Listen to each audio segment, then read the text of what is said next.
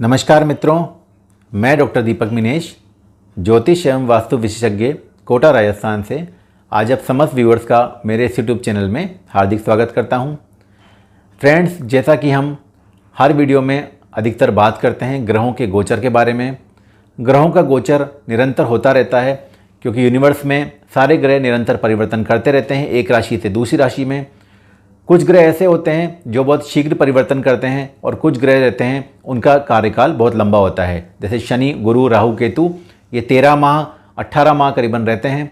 परंतु सूर्य देव के बारे में आज अपने वीडियो में हम बात करेंगे कि सूर्य का जो राशि परिवर्तन होने वाला है, मेष राशि में सूर्य परिवर्तन करेंगे मीन राशि से 14 अप्रैल 2023 को दिन में 2:42 पे सूर्यदेव अपनी मेष राशि में आगमन करेंगे, जो कि 15 मई 2023 तक सूर्यदेव इस राशि में रहेंगे। इस समय में ग्रीष्म काल की अधिकता रहती है। इस समय ब्रह्मांड में ऊर्जा की मात्रा ज़्यादा रहती है। इस समय ब्रह्मांड में ग्रीष्म ऋतु अपने चरम पर रहती है। इस समय में ही नवतपा या नौतपा जिसे हम कई लोग कहते हैं, वह इस समय का ही अवधि विशेष तौर पर मानी गई है। तो हम अपने वीडियो में सूर्य के गोचर के बारे में बात करेंगे। पर वीडियो को प्रारंभ करने से पहले सबसे पहले बता दूं मैं, अगर आपने चैनल सब्सक्राइब नहीं किया है तो चैनल को सब्सक्राइब करना ना भूलें और साथ ही बेल आइकन अवश्य दबाएं जो कि साथ में है। उसको दबाकर ऑल पर अवश्य क्लिक करें ताकि समस्त नोटिफिकेशन आपको टाइम पर मिल सके और वीडियो आपको जानकारी में विशेष तौर पर लाभकारी सिद्ध हो। आपने वीडियो को लाइक अगर नहीं किया है तो वीडियो को लाइक भी करें और शेयर अधिक से अधिक मात्रा में करते रहें ताकि सभी को इन जानकारियों का लाभ मिल सके। अपने कमेंट करना ना भूलें ताकि मुझे ये पता लगे कि आपको किन किन विषयों में रुचि है, कौन कौन से विषय में आप जानना चाहते हैं, आपकी जिज्ञासा है।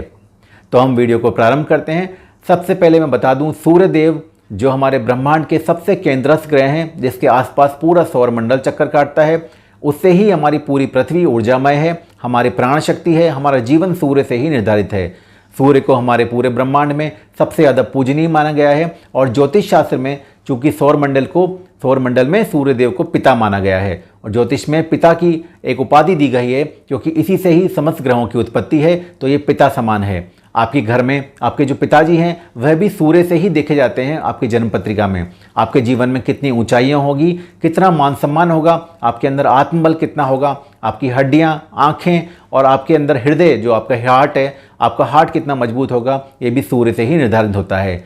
सूर्यदेव आपके जीवन में प्राण शक्ति को देने वाले हैं, आपके अंदर आपकी ऊर्जा का संचार करने वाले हैं। सूर्य से आपके घर में स्वर्ण और खासकर वुडन आइटम, लकड़ी का आइटम जो होता है, ये सब चीज़ें भी कंट्रोल होती हैं। सूर्य इनके कारक हैं। तो आपके जीवन में प्रसिद्धि, नाम, आपकी शोहरत, ये सभी कुछ सूर्यदेव से निर्धारित होती है। आपके पिता का स्तर भी सूर्य से निर्धारित होता है। तो हम जानेंगे अपने वीडियो में कि सूर्य का जो गोचर होने वाला है ये मेष राशि में, तो ये प्रत्येक राशि लग्न के हिसाब से क्या क्या फल देगा। परंतु वीडियो को प्रारंभ करने से पहले मैं बता दूं, गोचर के हमेशा जब भी आप गोचर में देखें तो गोचर के 3 नियमों का हमेशा ध्यान रखें। पहला नियम यह है कि आप जिस भी ग्रह को गोचर में देखने वाले हैं उसको अपनी कुंडली में देखें कि वो ग्रह आपकी कुंडली में किस अवस्था में पड़ा है।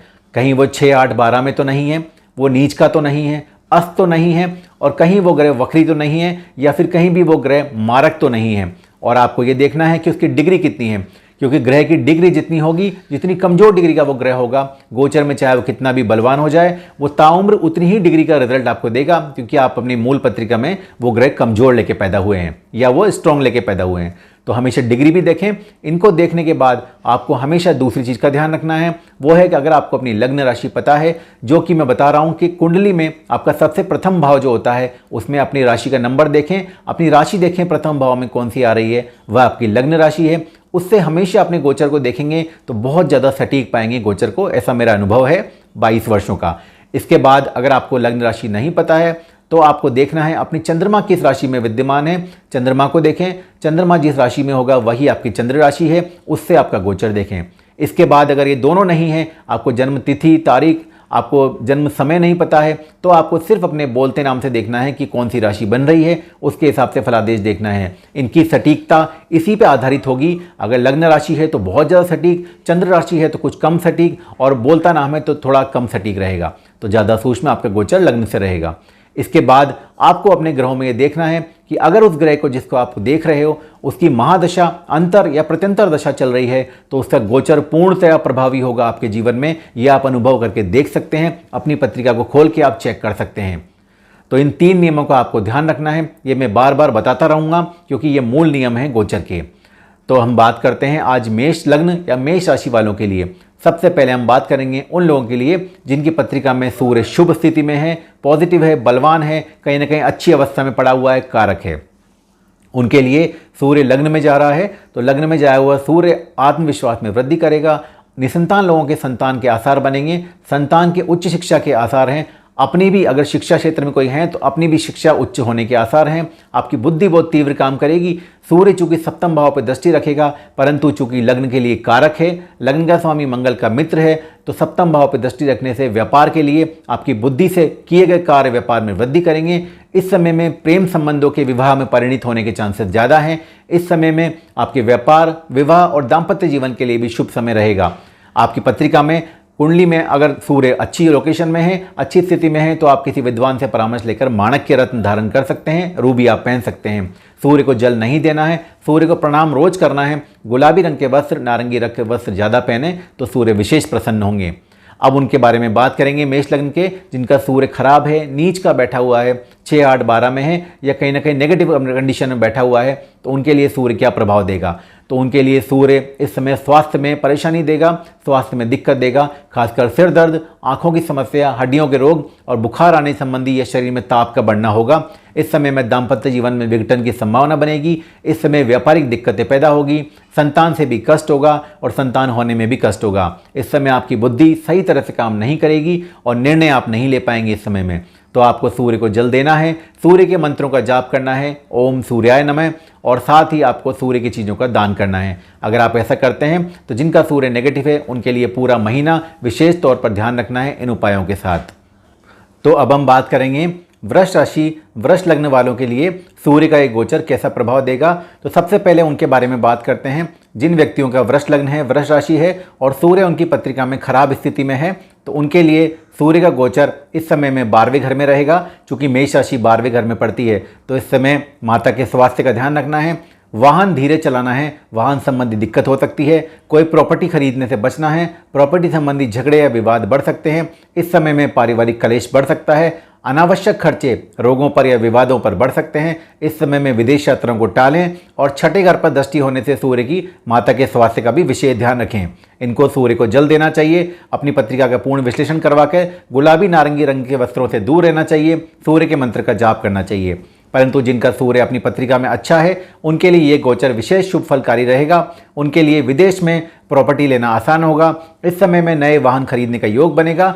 इस समय में पुराने झगड़े विवाद से मुक्ति मिलेगी, पुराने कर्जे से भी मुक्ति मिल सकती है। इस समय में शत्रु बाधा से भी इस समय में मुक्ति मिलेगी, उनसे रिलीफ रहेगा।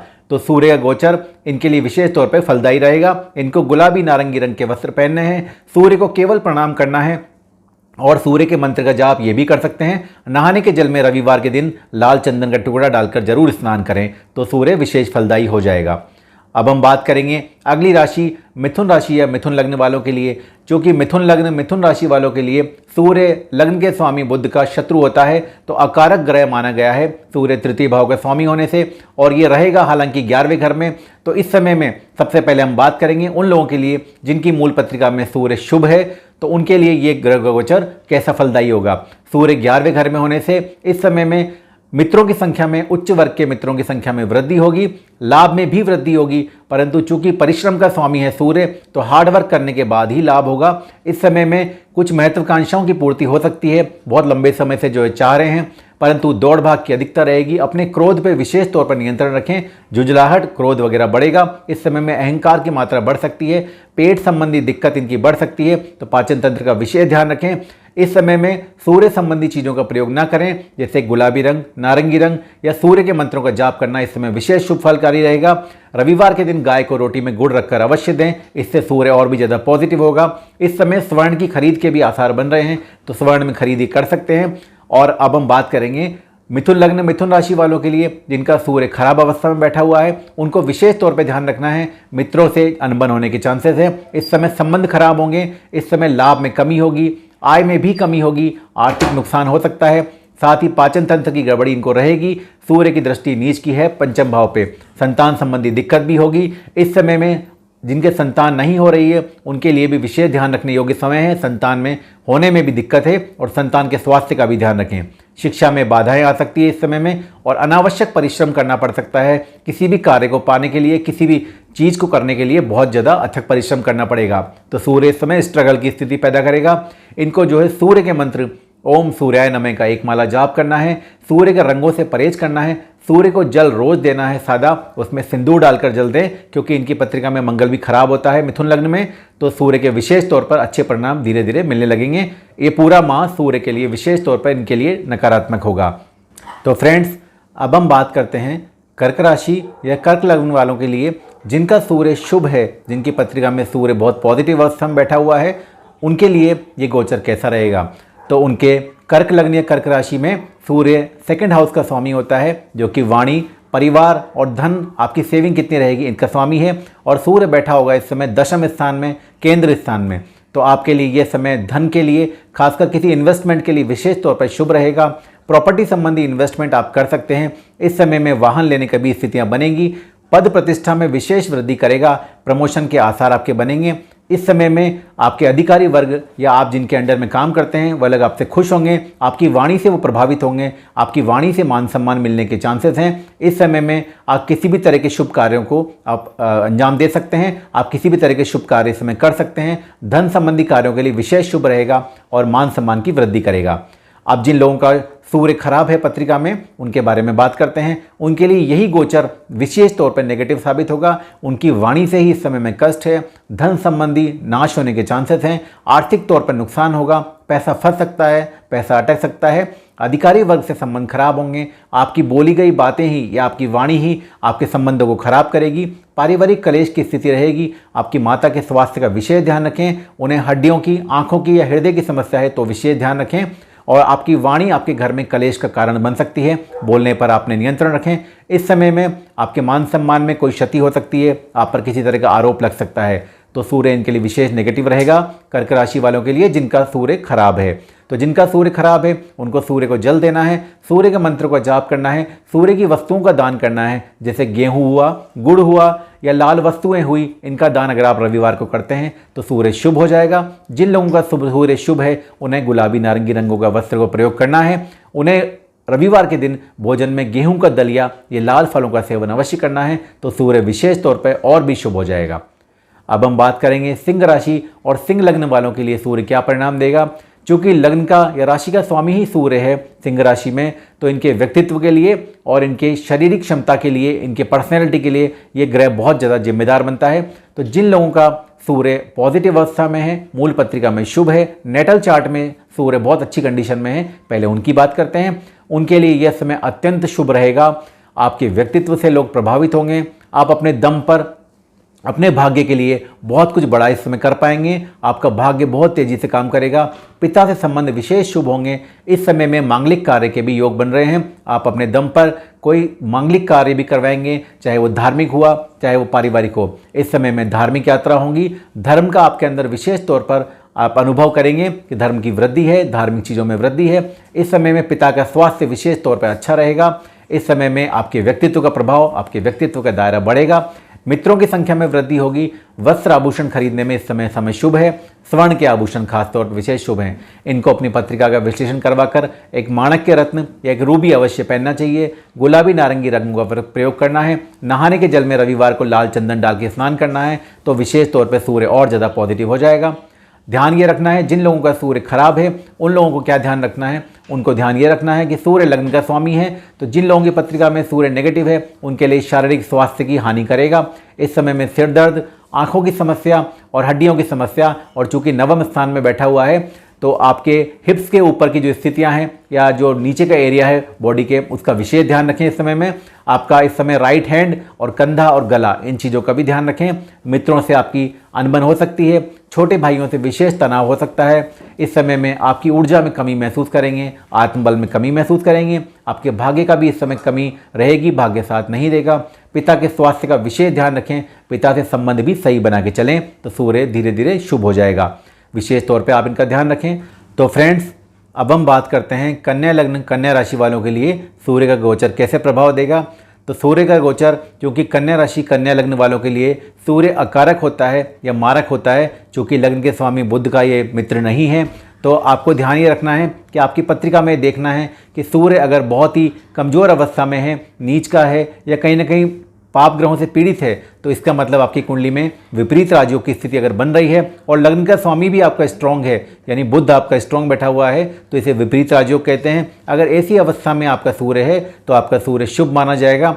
तो जिन लोगों का ऐसी अवस्था में सूर्य है उनके लिए इस समय सूर्य जो है अष्टम भाव में रहेगा और अष्टम भाव में रहने से पुरानी समस्याओं से मुक्ति मिलेगी। इस समय में बाहर की यात्राओं से लाभ होगा। इस समय में आर्थिक तौर पर आप धन बचाने में सक्षम होंगे। इन्वेस्टमेंट करने में इस समय में अच्छा समय है। इस समय आपकी वाणी से आपको लाभ होगा। इस समय में बाहरी व्यक्तियों से, जहाँ भी आपका निवास है उससे बाहर के जो व्यक्ति हैं आपके लिए विशेष लाभकारी होंगे। इस समय में आप बाहर की यात्राओं से या बाहर के लोगों से भी लाभ कमा सकते हैं। पुरानी किसी चर्चाओं के लिए, पुरानी किसी समस्याओं के लिए ये समय अत्यंत उत्तम है। ये समय आपके लिए अच्छा रहेगा। जिन लोगों का सूर्य विपरीत राजयोग में नहीं है लेकिन किसी भी भाव में बैठा हुआ है, तो सूर्य इस लग्न में या इस राशि में मारक माना जाएगा। तो उन लोगों के लिए सूर्य का यह गोचर विशेष तौर पे बुरे परिणाम देगा। अष्टम भाव में सूर्य का गोचर रहेगा, तो यात्राएं इस समय टालनी है। इस समय में धन का खर्चा बढ़ेगा, धन सेविंग करने में बहुत दिक्कत होगी। आपकी वाणी इस समय बिगड़ सकती है, वाणी में अहंकारी शब्दों का प्रयोग बढ़ सकता है और इस समय में आपको किसी तरह की धोखाधड़ी या चीटिंग का सामना करना पड़ेगा। तो आपको इस समय में जल्दी विश्वास नहीं करना है लोगों पे। इस समय में आपको बाहरी लोगों से संबंधों में विशेष ध्यान रखना है। जहाँ भी आप निवास है आपका, उससे बाहर के जो लोग हैं उनसे आपके रिश्ते आपको सही बना के चलने हैं। इस समय में आपको किसी भी तरह की आर्थिक रिस्क नहीं लेनी है, ये आपको विशेष ध्यान रखना है। सूर्य के मंत्रों का जाप, सूर्य को जल देना, सूर्य के रंगों से परहेज करना विशेष तौर पर इस समय में लाभकारी रहेगा। बुध का रंग हरे रंग का आप यूज़ कर सकते हैं, वो आपके लिए विशेष शुभकारी रहेगा। अब हम बात करेंगे तुला लग्न तुला राशि वालों के लिए सूर्य कैसे परिणाम लेके आ रहा है। तो अगर आपकी पत्रिका में सूर्य शुभ है तो इस लग्न में सूर्य चूंकि 11वें घर का स्वामी होता है और गोचर में रहेगा सप्तम भाव में, तो सूर्य के शुभ होने से ये गोचर आपके व्यापार के लिए, आपके दाम्पत्य जीवन के लिए, जो व्यक्ति इस समय अविवाहित हैं और विवाह बंधन में बनना चाह रहे हैं उनके लिए उत्तम समय है। वैवाहिक रिश्ते इस समय अच्छे प्राप्त होंगे और इस समय में आपके लाभ में वृद्धि होगी। व्यापार से लाभ होने के आसार बनेंगे। नए किसी व्यापार का प्रारंभ होगा और इस समय में आप पार्टनरशिप में भी व्यापार कर सकते हैं। लग्न पर दृष्टि होने से इस समय में आपके आत्मबल की वृद्धि होगी, आपका व्यक्तित्व का प्रभाव बढ़ेगा, बड़े बड़े वर्ग के लोगों में आपका उठना बैठना बढ़ेगा, आपके मित्रों की संख्या में वृद्धि होगी। परंतु जिनकी मूल पत्रिका में सूर्य खराब है, ऐसे तुला लग्न तुला राशि वाले जातक अपनी पत्रिका में देखें गोचर जो रहेगा उनके लिए विशेष नेगेटिव रहेगा। सप्तम स्थान में होने से यही सूर्य इनको विपरीत परिणाम देगा। व्यापार में लाभ में कमी रखेगा। इस समय व्यापार में दिक्कतें आएगी। पार्टनरशिप में अगर व्यापार कर रहे हैं तो आपके संबंध खराब हो सकते हैं। इस समय में आपके लाभ में भी कमी होगी। आपके मित्रों से अनबन हो सकती है। अपने स्वास्थ्य का विशेष ध्यान रखें। सूर्य की दृष्टि लग्न पर होने से ये सूर्य चूंकि खराब रहेगा तो आपको सिर दर्द, आंखों की समस्या, हड्डियों की समस्या दे सकता है। इस समय में सूर्य आपके स्वास्थ्य के लिए ठीक नहीं है। इस समय में दाम्पत्य जीवन का भी विशेष ध्यान रखना है। दाम्पत्य जीवन में अनबन की मात्रा बढ़ेगी, तो इस समय में आप विशेष सावधानी रखें। सूर्य के मंत्रों का जाप और सूर्य को जल देना विशेष आवश्यक है। अब हम बात करेंगे वृश्चिक लग्न वृश्चिक राशि वालों के लिए। जिन व्यक्तियों का सूर्य पत्रिका में स्ट्रांग है, बहुत शुभ अवस्था में बैठा हुआ है, उनके लिए ये गोचर क्या परिणाम देगा। तो इनके दशम स्थान का स्वामी होता है। मान सम्मान के लिए, नौकरी के लिए, जॉब के लिए, प्रमोशन के लिए समय बहुत ही उत्तम है। छठे घर में होने से प्रतियोगी परीक्षाओं में विशेष तौर पर सफलता मिलेगी। इस समय में मान सम्मान की वृद्धि होगी। बाहरी संबंधों से विशेष तौर पर लाभ होगा। इस समय जो लोग नौकरी कर रहे हैं प्रमोशन के आसार बनेंगे और जो नौकरी के लिए जो लोग प्रयास कर रहे हैं उनके जीवन में नौकरी का योग बनेगा। इस समय कार्य व्यवसाय और मान सम्मान भी बहुत ही शुभ रहेगा। इस समय में यदि कोई लोन लेना चाह रहे हैं या किसी कर्ज से जुड़ी समस्या है तो विशेष तौर पर उसमें लाभ मिलेगा। किसी पुराने रोग से भी मुक्ति मिलेगी इस समय में। तो आपको ये चीज़ों का ध्यान रखना है जिनका सूर्य शुभ है। वृश्चिक लग्न वृश्चिक राशि वालों के लिए जिनका सूर्य मूल पत्रिका में खराब बैठा हुआ है, कमजोर है, कहीं ना कहीं नेगेटिव कंडीशन में बैठा है, उनके लिए ये समय कार्य क्षेत्र के लिए नौकरी के छूटने की स्थितियां बन सकती है। प्रमोशन में कहीं ना कहीं आपकी बाधा आ सकती है। अधिकारियों से संबंध आपके खराब हो सकते हैं। मान सम्मान में कमी होगी।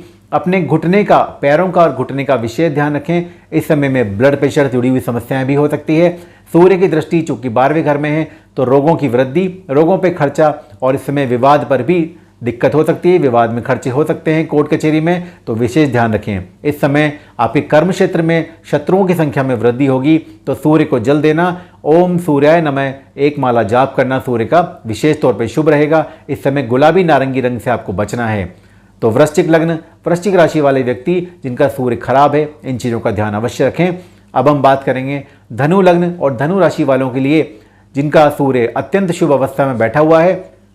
तो सूर्य धनु लग्न धनु राशि वालों के लिए नवम स्थान का स्वामी होता है, तो विशेष तौर पर भाग्य के द्वार खोलता है। यह सूर्य रहेगा पंचम भाव में, तो जिनके जो निसंतान हैं उनके लिए संतान के योग बनेंगे, संतान के भाग्योदय का योग बनता है, संतान की उन्नति का योग बनता है। इस समय में आपकी बुद्धि बहुत तीव्र काम करेगी, नए नए आइडियाज़ आपको इस समय में आएंगे। सूर्य चूंकि 11वें घर पे दृष्टि रखेगा, तो भाग्य से आय होने के चांसेस हैं। इस समय नई योजनाओं पे काम करने का समय है, और सूर्य आपके पंचम भाव में है, तो आपके प्रेम संबंधों के लिए, रिश्तों के लिए भी विशेष तौर पर शुभ है। इस समय आपके उच्च वर्ग के लोगों से संबंध बनेंगे। आपके इस समय अटके हुए कोई काम अगर चलते आ रहे हैं तो वो तेजी से बनना शुरू हो जाएंगे। आपकी बुद्धि से किए गए कार्यों से इस समय भाग्योदय का योग बनेगा। तो इस समय में गुलाबी नारंगी रंगों का प्रयोग करें। सूर्य के मंत्र का जाप आप कर सकते हैं। इस समय में सूर्य को जल नहीं देना है, ध्यान रखें। अगर सूर्य शुभ है, आपको अपने भोजन में रविवार के दिन गुड़, दलिया, गेहूं का या लाल फलों का सेवन अवश्य करना है, तो सूर्य और ज़्यादा शुभ हो जाएगा। अब जिन व्यक्तियों के लिए धनु लग्न धनु राशि वालों के लिए सूर्य मारक है या सूर्य 6, 8, 12 में है, कमजोर है, उन लोगों के लिए सूर्य गोचर कैसा रहेगा? तो संतान के लिए दिक्कत पैदा करेगा ये सूर्य। पेट संबंधी दिक्कत, पाचन तंत्र की दिक्कत हो सकती है, पेट में एसिडिटी हो सकती है। इस समय में आपके लाभ में कमी होगी। आपके बड़े वर्ग के लोगों से, अच्छे वर्ग के लोगों से जो मित्रता है वो टूट सकती है। इस समय में आपके भाग्य में कमी होगी, अर्थात कार्य अटकेंगे और आपकी बुद्धि में निर्णय आप सही नहीं कर पाएंगे। इसलिए इस समय किसी भी तरह की नई रिस्क न लें। इस समय अगर आप शिक्षा कर रहे हैं तो शिक्षा में भी आपकी बाधाएं आएगी, उच्च शिक्षा में भी बहुत ज़्यादा बाधाएं रहेगी। पिता के स्वास्थ्य का विशेष ध्यान रखें इस समय में, तो विशेष तौर पर आपको ध्यान रखना है। सूर्य को जल देना है, सूर्य के मंत्र का जाप करना है, सूर्य की चीज़ों का दान करना है, सूर्य के रंगों से परहेज करना है। आपको इस समय माणिक के रत्न बिल्कुल भी नहीं पहनना है अगर सूर्य खराब अवस्था में बैठा हुआ है, आपको यह विशेष ध्यान रखना है। अब हम चर्चा करेंगे मकर लग्न मकर राशि वालों के लिए सूर्य कैसा रहेगा। तो मकर लग्न में चूंकि लग्न का स्वामी शनि होता है और सूर्य इसमें मारक होता है, अष्टम भाव का स्वामी, परंतु अगर आपकी पत्रिका में सूर्य बहुत कमज़ोर अवस्था में है और कहीं ना कहीं पाप ग्रहों से पीड़ित है, अंशात्मक तौर पे कमज़ोर है, तो उसे विपरीत राजयोग कहेंगे। आपका लग्न का स्वामी भी इसमें स्ट्रांग होना चाहिए मित्रों, तो इसे विपरीत राजयोग कहेंगे। तो ऐसी शुभ अवस्था में अगर आपका सूर्य मूल पत्रिका में है, तो आपका सूर्य मकर लग्न वालों के लिए चतुर्थ भाव में गोचर करेगा। तो इस समय भूमि भवन वाहन के, उच्च कोटि के भूमि भवन वाहन के आसार बनेंगे। इस समय में बाहरी संबंधों से, विदेश संबंधों से लाभ होगा। कार्य क्षेत्र में वृद्धि होगी, मान सम्मान की वृद्धि भी है। माता के स्वास्थ्य में विशेष तौर पर शुभ परिणाम मिलेंगे।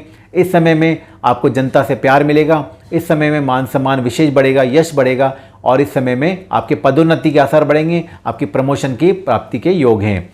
जिन लोगों की पत्रिका में विपरीत राजयोग नहीं है तो उनका सूर्य खराब ही रहेगा, क्योंकि सूर्य इस लग्न में मारक है। उनको इस समय विशेष ध्यान रखना है। माता के स्वास्थ्य में दिक्कत हो सकती है। आपको हृदय से जुड़ी हुई समस्याओं का विशेष ध्यान रखना है। छाती से जुड़े हुए रोग विशेष ध्यान रखने हैं। अपनी प्रॉपर्टी संबंधी बात में आपके साथ धोखाधड़ी हो सकती है, तो प्रॉपर्टी लेने में इस समय बचें। इस समय में वाहन धीरे चलाएं, वाहनों में कष्ट हो सकता है। आपकी पदोन्नति के योग नहीं बनेंगे, उसमें बाधाएं आएगी। आपके अधिकारियों से संबंध खराब हो सकते हैं और मान सम्मान की क्षति भी रहेगी। आपके कार्य क्षेत्र पे इस समय में विशेष तौर पर आपके पीठ पीछे बहुत कुछ धोखाधड़ी हो सकती है, तो इस समय में आप ध्यान रखें।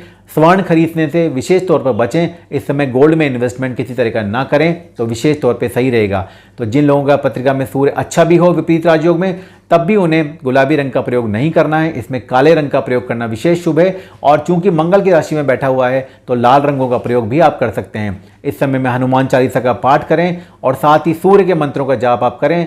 सूर्य को जल अवश्य दें और साथ ही गुड़ खाने से या गेहूं की चीज़ें खाने से, दलिया वगैरह खाने से बचें। इस समय में लाल फल भी आपको नहीं खाने हैं। रविवार के दिन आपको इस समय विशेष ध्यान रखना है। अब हम बात करेंगे कुंभ राशि और कुंभ लग्न वालों के लिए सूर्य का गोचर क्या परिणाम देगा। तो चूंकि कुंभ लग्न में सूर्य सप्तम भाव का स्वामी होता है और आपके ये समय रहेगा तृतीय भाव में, तो जिन लोगों की पत्रिका में सूर्य शुभ है इस पत्रिका में, उनके लिए ये व्यापार के लिए उत्तम समय रहेगा। चूंकि सम है और तृतीय भाव में बैठा हुआ है, तो जिनका शुभ है उनके लिए तृतीय भाव में रहने से व्यापार में अच्छा रहेगा। इस समय मित्रों की संख्या में वृद्धि होगी। खासकर अगर आप वस्त्र आभूषण से जुड़ा हुआ व्यापार करते हैं तो आपके लिए अत्यंत शुभ समय है। इस समय में भाग्य पर दृष्टि रहेगी तो भाग्य इस समय बढ़ा हुआ रहेगा। विवाह के इस समय अगर विवाह होता है तो विवाह के बाद ही भाग्योदय के चांसेस बनेंगे। इस समय अविवाहित व्यक्तियों को विवाह के आसार बनेंगे। अच्छे उच्च कुल में विवाह होने के चांसेस हैं। इस समय भाग्य भी बहुत तेजी से काम करेगा। जिन लोगों की पत्रिका में सूर्य कमजोर है उनके लिए ये समय खराब रहेगा। उनके लिए मित्रों की संख्या में कमी, आलस्य में वृद्धि, ऊर्जा में कमी और साथ ही इस समय में आपको सप्तम भाव पर दृष्टि होने से, माफ कीजिएगा, इस समय नवम भाव पर दृष्टि होने से भाग्य में कमी होगी। पिता के स्वास्थ्य का विशेष ध्यान रखें। अविवाहित व्यक्तियों के विवाह में और दिक्कतें आ सकती है और जो व्यक्ति विवाहित हैं उनके वैवाहिक जीवन में भी इस समय परेशानी हो सकती है।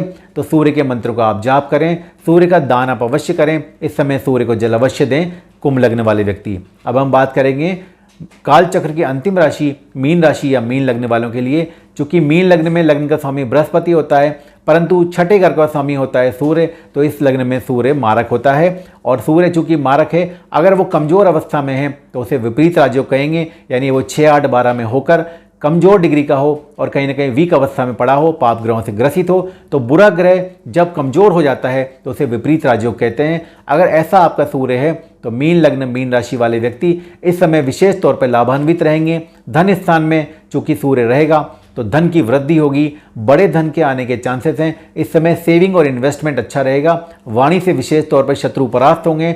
शत्रुओं के परास्त होने से कोर्ट कचहरियों में भी विजय मिलेगी।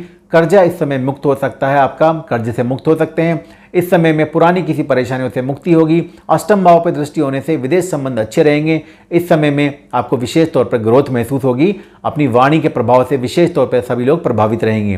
परिवार के लिए भी इस समय अच्छा है। जिन लोगों का सूर्य विपरीत राजयोग में है, जिनकी कुंडली में सूर्य विपरीत राजयोग में नहीं है, उनका वैसे भी सूर्य इस कुंडली में खराब ही रहेगा। तो उनको ध्यान ये रखना है कि बोलने में विशेष तौर पर ध्यान रखें। वाणी के कारण विवाद हो सकते हैं, कर्ज की संख्या बढ़ सकती है, कर्ज की मात्रा बढ़ सकती है। इस समय में अपने स्वास्थ्य का विशेष ध्यान रखें। ड्राइविंग स्लो करें, दुर्घटनाओं के आसार बनेंगे। आंखों का, खासकर दाईं आंख का और कमर के निचले हिस्सों का विशेष ध्यान रखें। अष्टम भाव पर दृष्टि होने से इस समय में पुरानी परेशानियां दोबारा उभर सकती हैं। कोर्ट कचहरी संबंधी अगर परेशानी चल रही है तो इस समय में विशेष कष्ट हो सकता है। सूर्य को जल अवश्य दें, सूर्य के मंत्रों का जाप करें। स्वर्ण पहनने से और स्वर्ण खरीदने से इस समय बचें तो विशेष तौर पर सूर्य शुभ होता चला जाएगा। तो फ्रेंड्स, हमने इस पूरी चर्चा में अलग अलग लग्नों, अलग अलग राशियों के बारे में हमने जाना। जिन लोगों का सूर्य शुभ है मूल पत्रिका में, उनके लिए सूर्य कहाँ कहाँ क्या क्या शुभता देगा, और जिन लोगों की पत्रिका में सूर्य अशुभ है उन लोगों की पत्रिका में कहाँ कहाँ सूर्य क्या क्या नेगेटिव परिणाम दे सकता है।